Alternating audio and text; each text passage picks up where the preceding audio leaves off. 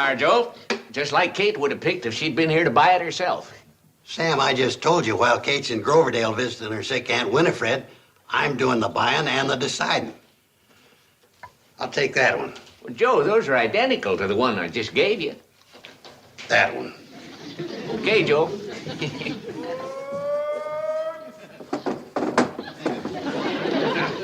That's better. This one's in good shape. Hey, you old fox, you really got the best one out of me that time, didn't you? Well, how much you want for this little beauty, Sam, old boy? $1.25. $1.25 for a washboard? Why, for that money, it ought to have a motor on it. About ready to go, Joe? I'll be along in a minute, Floyd, soon as we straighten out a little price problem. Well, hurry it up. The cannonball's ready to pull out. Make you an offer, 50 cents. Why didn't you ask me the price sooner, Joe? You know you get much more fun out of the haggling than you do out of the buying. Now, you know that ain't true, Sam. Well? Well, what? Ain't you gonna make me a counter offer? Okay, Joe. How's about $1.20? 6 bits, not a nickel more. Nothing doing. Try $1 even. Okay, $1 even it is. Nothing doing. My top price is 90 cents.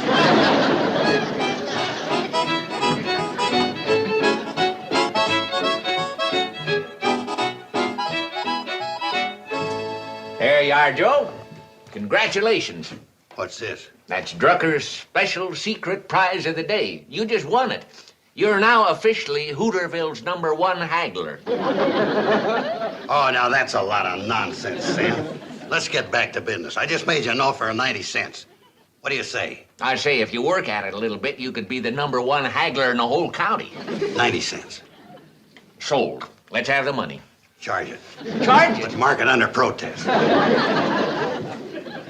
What do you got here, Sam? Men's hats. They're on special. We can get together on price. I might buy one. Come on, Joe. What's holding you up? I'll be along soon to finish my business, Floyd. You better finish it pretty soon.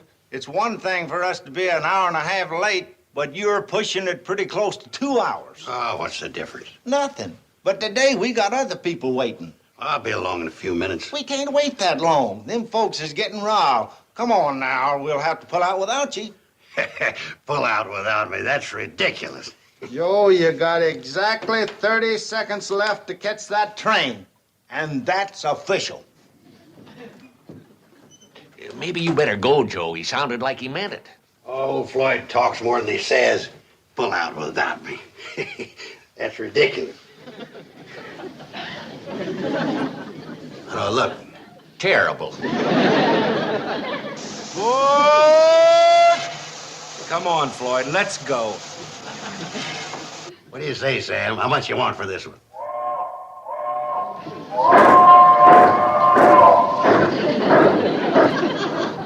All right, Joe, since you got plenty of time before you start that nice long walk back to Shady Rest, I'm opening the haggling at $1.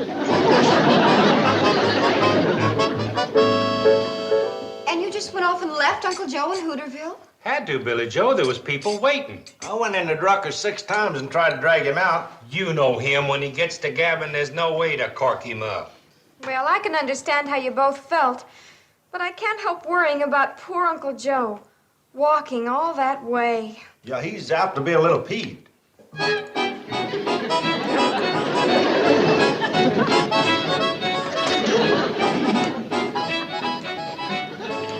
Uncle Joe, I see you got the washboard. Charlie and Floyd were telling us about how you didn't quite catch the cannonball. Charlie and Floyd who? Now, Uncle Joe, that's no way to talk about old friends. Well, if you're referring to those 2 impatient operators of that rusty pile of junk laughingly called the Hooterville Cannonball, I ain't interested. Joe, you know the whole thing was your own fault. I'll give you fair warning. Girls, it seems to me I hear voices in this room.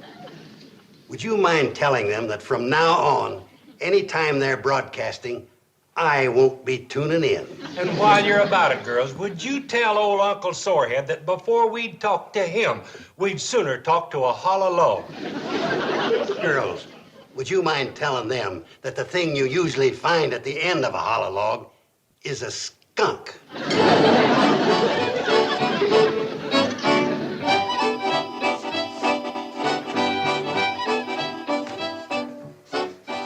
Them 2 polecats cats must be gone. The air smells a lot better in here. Joe, are you going to keep up this silly fight forever? Silly fight my eye. It's a matter of principle. What principle? I don't know, but there's one here somewhere. Joe, you sure look pretty. Where are you going? Orville's picking me up to take me to a movie matinee. Picking you up? In what? In his flivver. Well, how's he going to do that? The nearest road's 2 miles over the hill. He latched onto some old pan car wheels, and he replaced his regular car wheels with them. You're joshing. There he is. I don't believe it. Well, there's only one way to find out. Come on out and take a look. This I gotta see. Okay, Betty Joe, we're all set. Orville, how did you do it? Brains, patience, and perseverance. And the help of my older brother. He's a mechanical engineer. Well, what do you say now, Uncle Joe? Well, I haven't seen it work yet. Come on, Orville, you could tell us. You pushed it in here, didn't you? Oh, gosh, no, Mr. Carson. Well, hop in, Betty Joe, and we'll show him.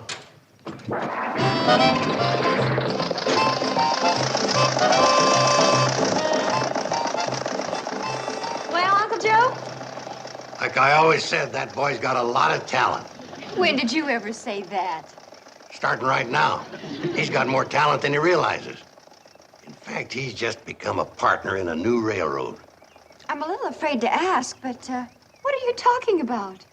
What I'm talking about is that the Hooterville Cannonball is about to have a little competition from the Hooterville Flivverball.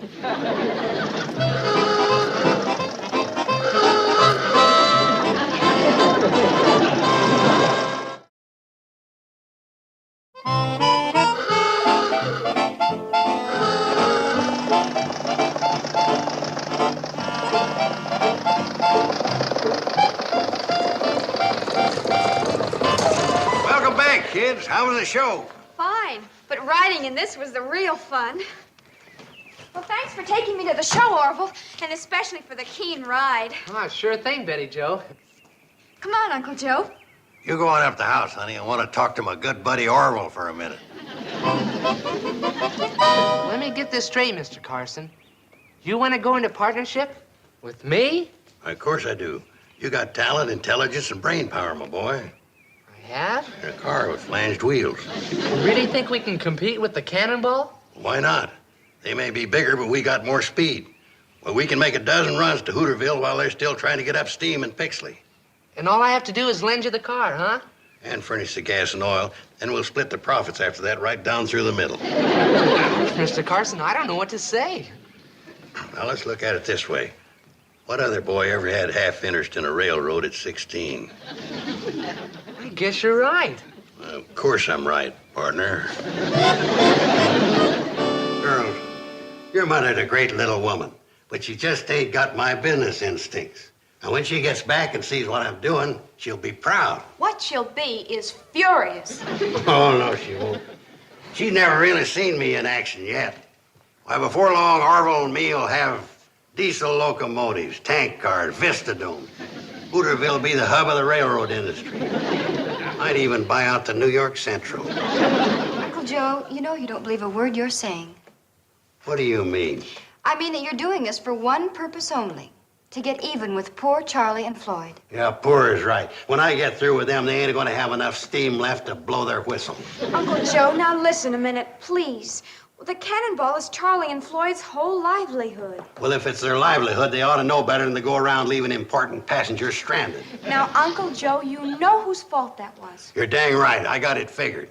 40% Floyd for making the signal, 60% Charlie for leaving. Well, Charlie, Floyd, we were just talking about you, weren't we, Uncle Joe? You were. I was talking about the railroading business. Hey, what's that fool Flivver doing sitting down below on our tracks? Your tracks? Them ain't no more your tracks than they are anybody else's. But it's our railroad. It has been up until now. You and Charlie had a pretty slick little monopoly going. Joe, what in tarnation are you talking about? I ain't talking, I'm telling. At 8:04 tomorrow morning, the little Hooterville Flivverball sitting down there is going to run your Cannonball out of business. Huh, you're gonna run us out of business with that little thing? That's the biggest joke I ever heard. Yeah? In a couple of days, you'll be laughing out of the other side of your boiler. Why, that ornery old coot. Reckon he's really serious. Who'd think he'd go that far? Just 'cause we made him walk home with that washboard. Oh, there's nothing to worry about. By tomorrow morning, when Uncle Joe finds out that there's work connected with this, he'll forget the whole thing. I hope.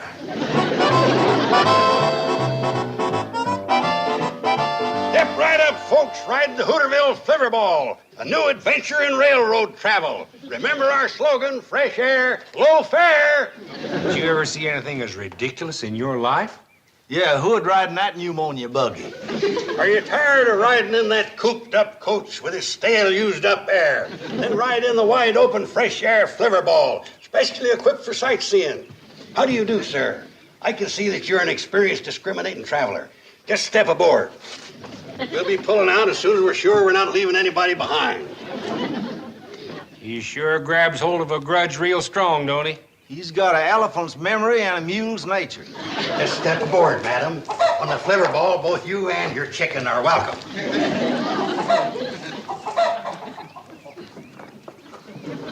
Take the scenic route, folks. Unlimited view of all historical points of interest.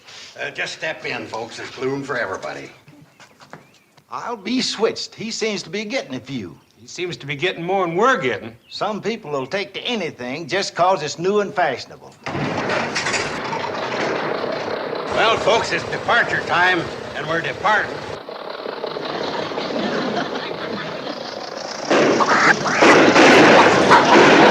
I'll say one thing for his train, it's got pickup. Yeah, but we get his overflow.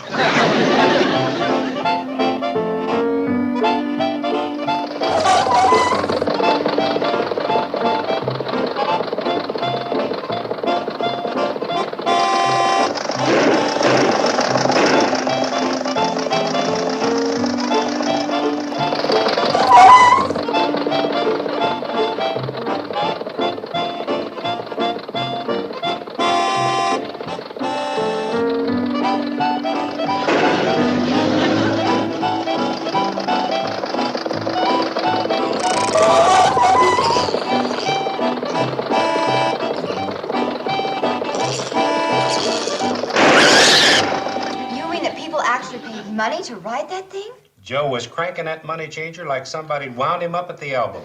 Well, where's Uncle Joe now? He hasn't missed dinner in over 15 years. It's getting pretty late. What time is it? It's 8 o'clock. Maybe he's picking up the late revelers at Pixley.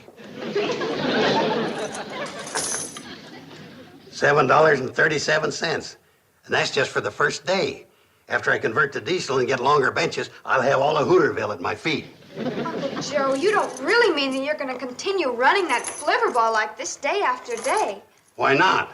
I'll tell you why not. You keep this up and Floyd and me will be out in the cold. And when you're out in the cold, it's pretty cold. You big cartels are all alike. You talk about the glories of competition, but the minute somebody opens up beside you, you start to cry. Gentlemen, please. Now, don't you think it's time you apologize to each other and made up? We'll apologize if he'll apologize first for trying to run us out of business. I ain't apologizing until you two admit it was a low-down trick to leave me stranded at Drucker's store. Now, if you young ladies will excuse me, I'll get to bed and get ready for another busy day. Uncle Joe, aren't you going to have any dinner? Well, I have a sandwich and a glass of milk in my room while I go over my accounts. We better get home and get to bed, too. We got to get out early to try to keep up. Bye, girls. Bye, Charlie. Good night, Floyd. Girls, thanks for the dinner.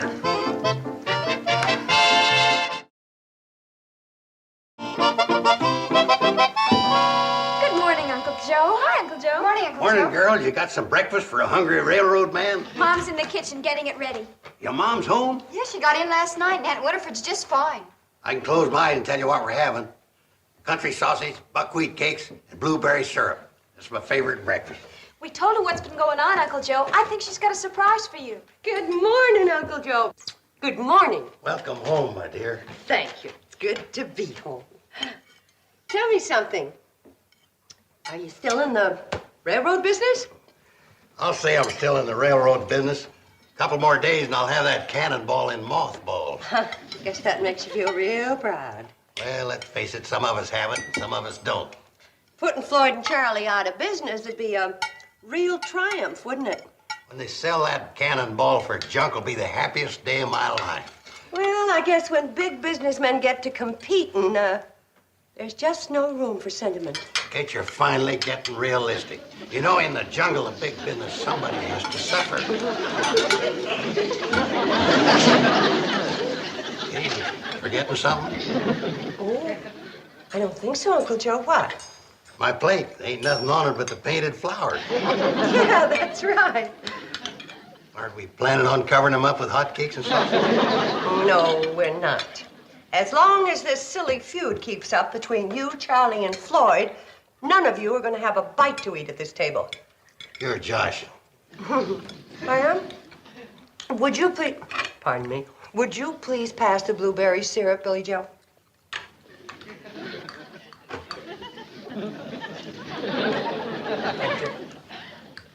Fish me, Billy Joe. I think I'm having a bad dream. Oh, no, it's no dream, Uncle Joe. But now that you're a successful railroad man, you can eat in town at the Pixley Diner. Kate, you know I'm a forgiving man. I'm going to give you one more chance to change your mind. Do I get some hotcakes and sausage or don't I? You don't. Pass it, buddy. That does it. Girls, you've got the doggonest, stubbornest mother that ever was. Where are you going, Uncle Joe? Where do you think I'm going? I'm going to run that Flivverball until I die at the throttle of malnutrition. Do we smell sausage and buckwheat cakes? Yeah, and that's all you're going to get's a smell. That woman's turning real difficult. What's the matter with old Grumpy? Uncle Joe's always grumpy when he hasn't eaten breakfast. And he sure hasn't had any this morning. How come? Has he got dyspepsy? No. Uncle Joe just has a bad case of the stubborns. And Mom told him he wasn't going to get a bite of food until he stopped this nonsense with the Flivverball. It's a good thing you're back, Kate. Yeah, smart thinking, Kate. That'll bring him back to his senses. If he's got any. That's the only way to treat a stubborn old fool like him. That's what I thought. I knew you boys would be ready to apologize and make up. Us apologize? To that old railroad pirate? Never in a million years. Well, that just ended breakfast. And you're not going to feed us either? Not as long as you three keep feuding. Well, Floyd, reckon we might as well get going. I guess we might as well. So long, Kate. So long, boys. Mom, don't you think you were a little hard on Charlie and Floyd? And Uncle Joe, too. Well, you practically took the sausages right out of their mouths. You girls remember when you were little kids and you used to have those stubborn spats with each other? Well, sure, Mom. But what you don't remember is how I got you over them. How did you? I used to get you so mad at me that you forgot about being mad at each other. Oh, I see. What you're doing is starving Uncle Joe, Charlie, and Floyd into getting mad at you. And going back to being good friends again. Now, let's clear the table. Mom, there's something I don't understand. What's that, Betty?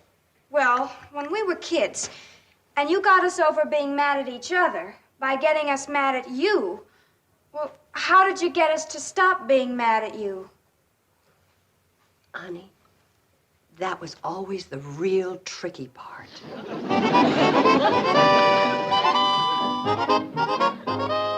What a breakfast for a big railroad executive. Joe, those bananas are a little green, and if you keep on eating them, you're going to get a little green, too. Well, a man's got to eat something to hold body and soul together. Well, I don't know about your soul, but you could afford to lose about 40 pounds of body. If Kate don't come to her senses, I'll be known as a Hooterville skeleton. Somebody ought to come to their senses, but it ain't Kate. Why don't you give that fool Flivver back to Oroville and let Charlie and Floyd run the railroad? Ha! Them two nincompoops couldn't run an electric train on a living room rug. I better get going. I've got to beat him through the switch to Pixley. Well, now, just a minute, Joe. Them bananas cost a nickel apiece. Sam, how can you talk about the price of bananas in the middle of a railroad war? I'd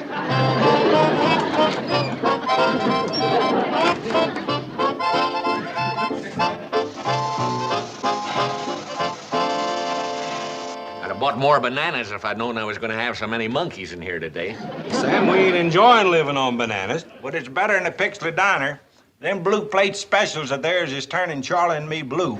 All you have to do is apologize to Joe and you'll have your feet back under Kate's table. We wouldn't apologize to him if he was head of the New York Central. Come on, Floyd. Let's see if we can knock him off the track on the way to Pixley.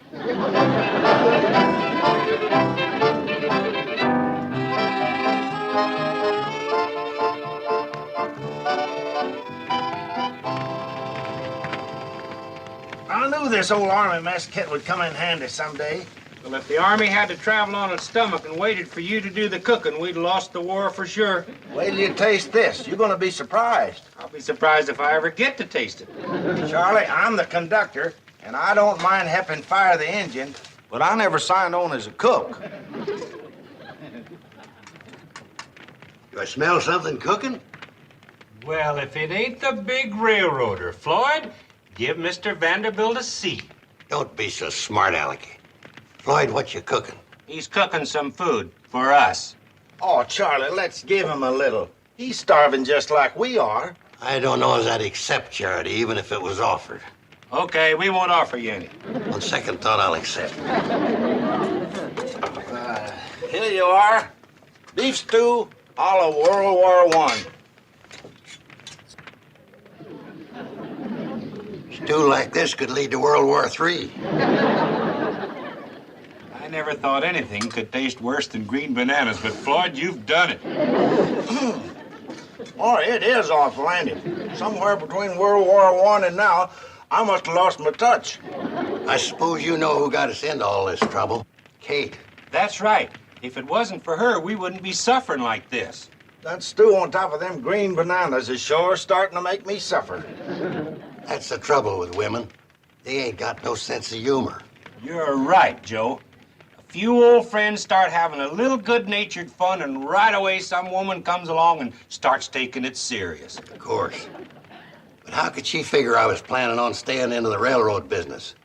Me up to my ears in work running that hotel. Like I was telling Kate a little while ago, it's just too much work for one man, no matter how talented he is. You're right, Joe. Your place is back on the front porch of the Shady Rest, making decisions. And our place is running this cannonball. And all of our place is right back where we can get our feet under Kate's table. You know what's going on over there right now? What?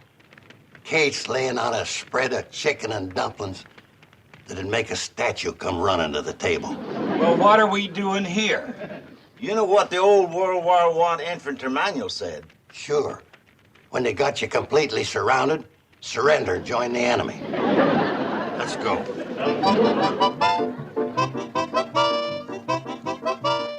Hi, Kate. Just happened to be in the neighborhood and thought we'd drop in. Just thought we'd come in and say hi. Am I to assume that the railroad trouble is over? What railroad trouble? Kate, hadn't you heard? Uncle Joe's back in the hotel business. Well, I'm sure glad to hear that. We can't get along without you, Uncle Joe. Hear that, boys? Women are helpless without us. Why don't the three of you join us for supper? Oh, I don't know. We've just had quite a meal. Quite a meal is right. Oh, well, suit yourselves. I have to call another guest, so please excuse me. Mr. Anderson! Supper's ready. Who's that? That's J.P. Anderson, a salesman, otherwise known as Wipeout Anderson, the bottomless pit of the eating world. We better get to the table before him or there won't be a bone left.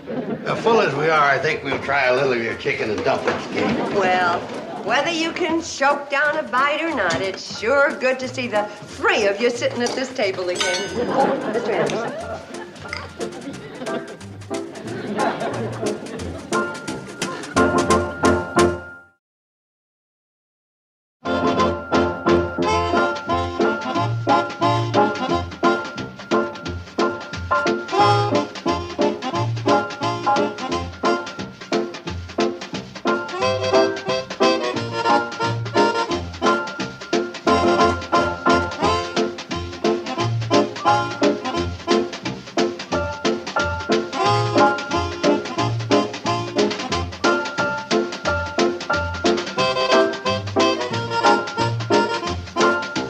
Petticoat, Junction.